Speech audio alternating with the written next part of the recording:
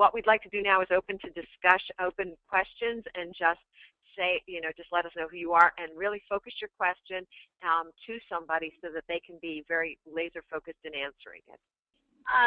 Can you share with the group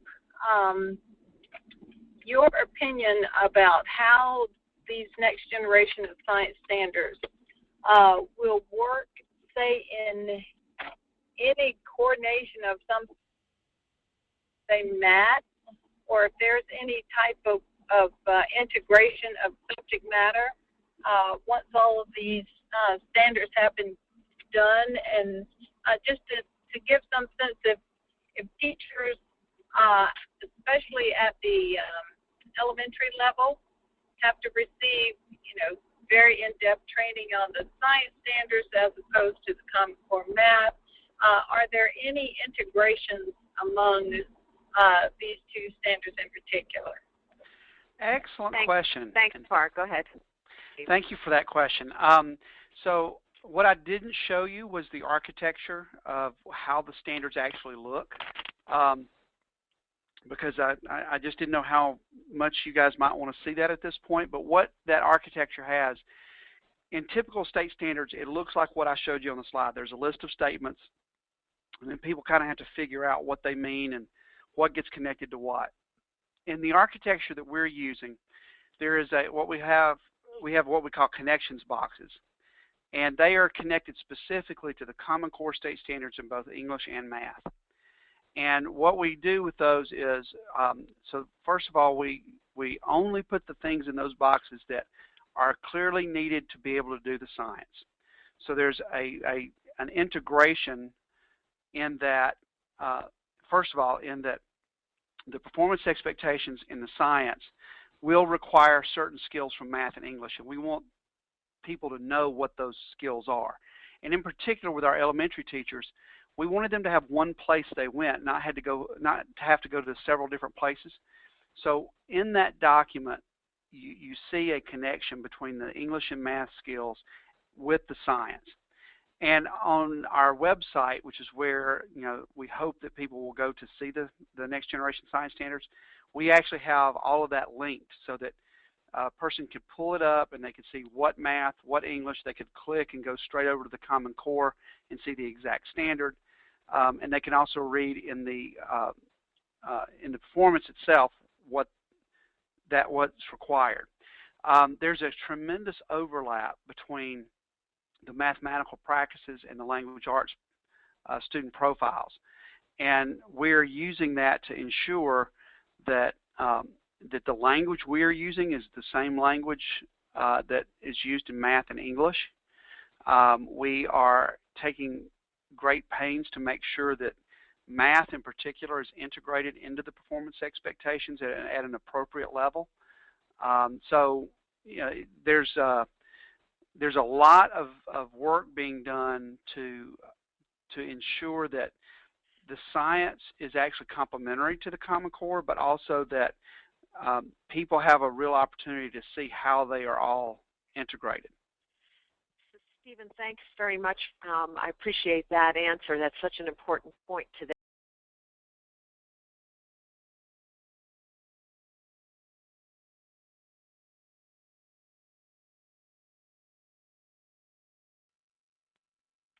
Hi, this is Susan. And it's a question for Steve.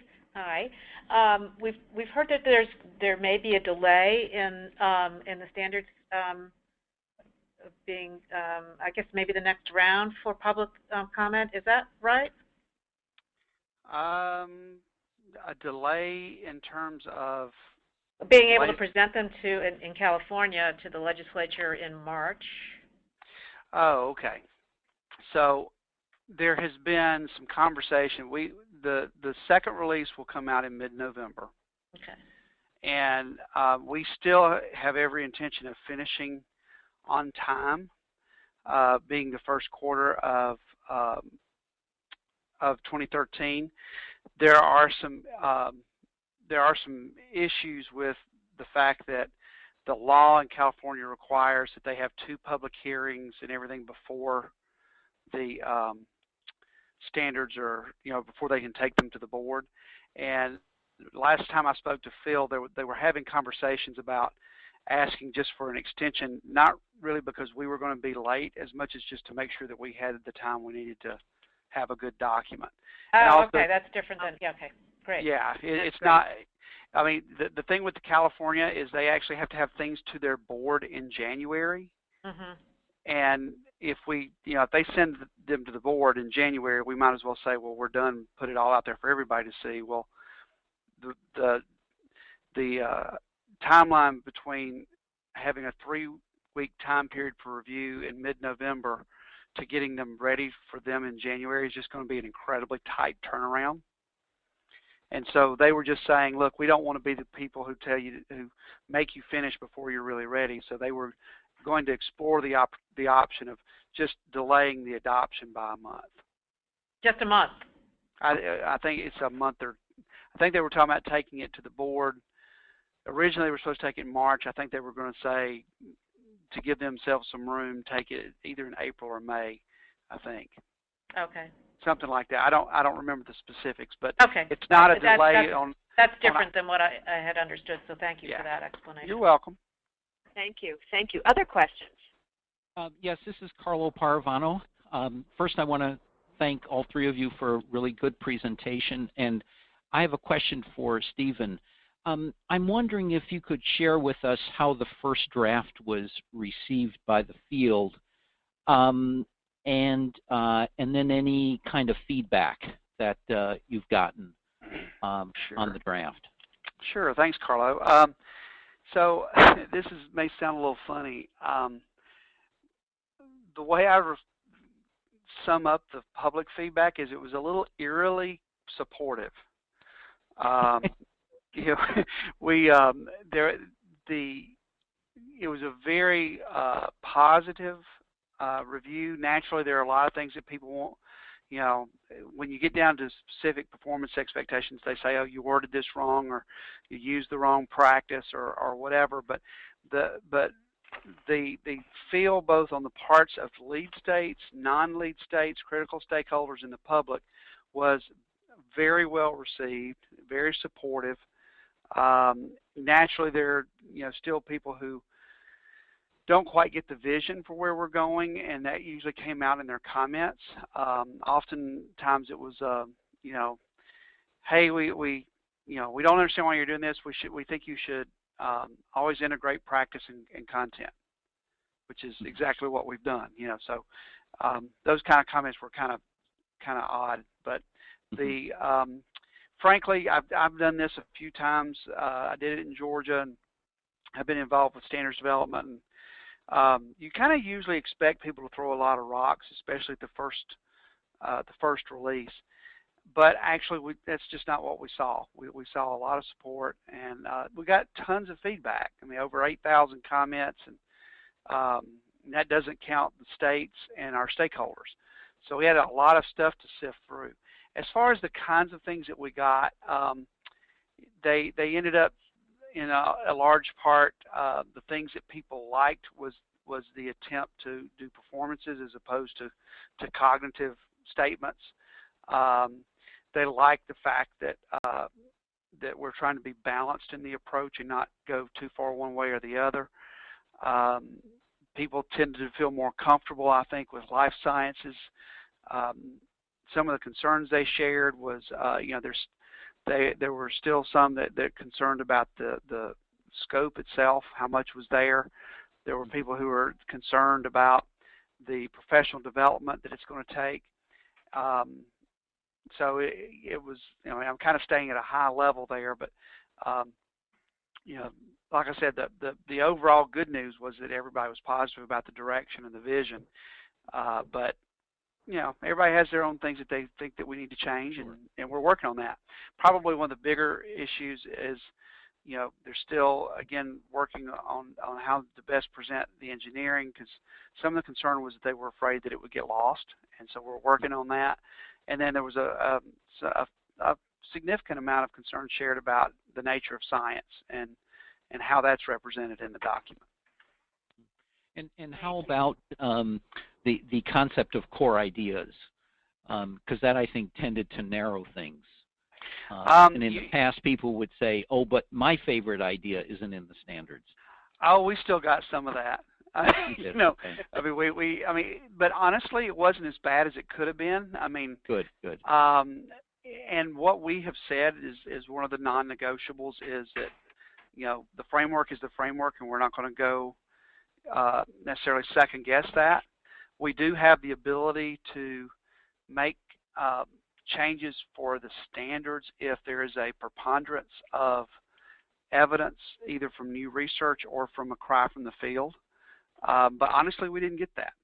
I mean, even when we did our college and career ready validation in May, the folks who are teaching STEM majors didn't say, hey, you left a bunch of stuff out.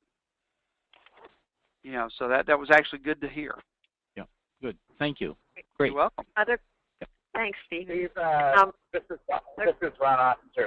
If I could follow up, because I think there was pushback from the informal science community, just wondering about how the whole, you know, area of motivation and the affective aspects of, you know, the performance, perhaps the performance standards would be discussed. And I think I'm feeling that science, you know, that has only science education has really only reached, you know, a fairly small slice of the population, and how we're going to, you know, as you have been working this through, to reach a much broader section of our population. Can you speak a little bit to how you see the role of both informal and formal working together on this, and how the affective and motivation, I mean, there's a lot of work being done now on motivation theory, how that will play into this? Sure. So one of the things that we have worked with the states to do is to ensure that the informal education world is well represented on their state teams. And so, you know, we did not want it to be just the 8 to 4 teachers. We wanted there to be well represented, you know, the aquariums, the zoos, the science centers to be involved at the state level. And then, of course, we have at the more national level, we have a lot of those different folks that are critical stakeholders that also are reviewing confidential drafts and the public drafts and giving us those feedback.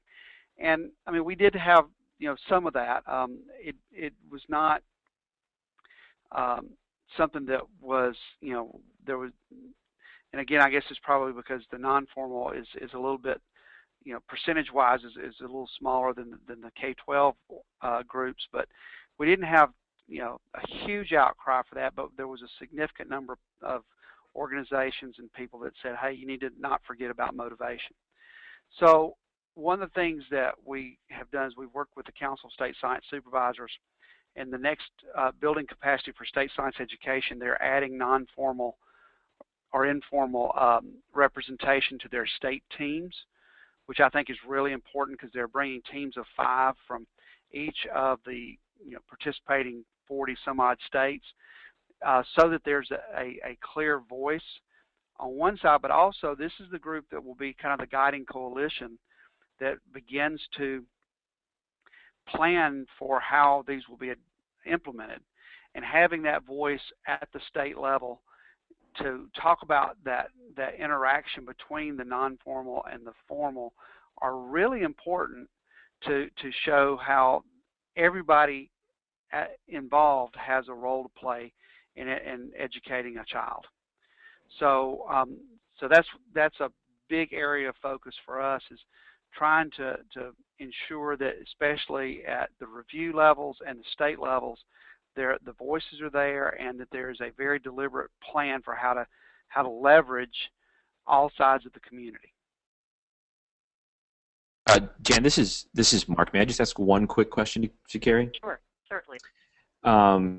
Carrie, thanks so much, and Stephen, thanks to you too earlier for sharing. I have a question related to the engineering design standard that is pulled out separately at this high school level, and what your thoughts are, because you shared with us some performance expectations where the engineering design is embedded in. How is that standalone engineering design process that is separate to be used, and how will that influence kind of curriculum and instruction? That's an excellent question, and we have been struggling with this since we received the framework document from the NRC. And the problem, simply stated, is that engineering design appears in two places, both as content, what students should be learning, or as a core idea, the nature of the engineering design process, and also as a practice that's involved with all of the different science disciplines. The example I gave you just now was from life science, but there are similar examples in earth and space science and in physical science.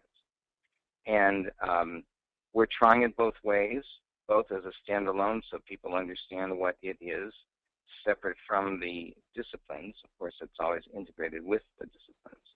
And also as not standalone. So we're working with that and with our states to see which they feel is most easiest to implement. So in the end, it may not be standalone at the middle and high school level. It might be integrated as it is in the elementary level. However, what we would also do if we don't make it standalone in the final product is to be very clear about what engineering is and how it's different from science. And the reason for that is simply to let students know about career opportunities, to help kids doing science fair projects who want to actually accomplish something that's going to make a difference, to design their program or their project. So there's some really important reasons for understanding the distinction, but how we do that is we're still struggling with that. But the good news is so that much. states are really, I'm sorry.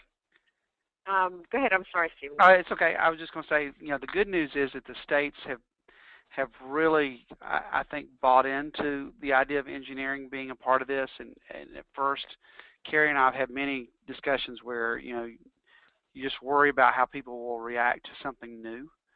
And while we have been struggling with integration versus standalones and all that, it's what I think I've really seen, and I'm not saying this because Carrie's on the phone. I've said it in many places. Carrie's really carried the torch and been kind of the godfather of engineering education, and has really, I think, helped change the minds of a lot of people about how critical it is that we engage kids early in the process of engineering and understanding what engineering is as a separate discipline. Thanks, Stephen. I think that's so true. And I want to thank Stephen and Carrie and Andreas for their time and their effort and their expertise. And what I'd like to do is to invite us all to continue this on our STEM Funders Network Observatory that now, after this week, everybody should be able to access. And we will ask our presenters to be part of that as well, so that as questions, as you're thinking about this and reviewing some documents, which we will post there, you can continue to blog with everybody who's represented today. Again, with the idea that this is our understanding building to our October meeting, at that time when we will really entertain some innovative ways of addressing funding for this as it moves ahead and as this becomes part of the education system in our country.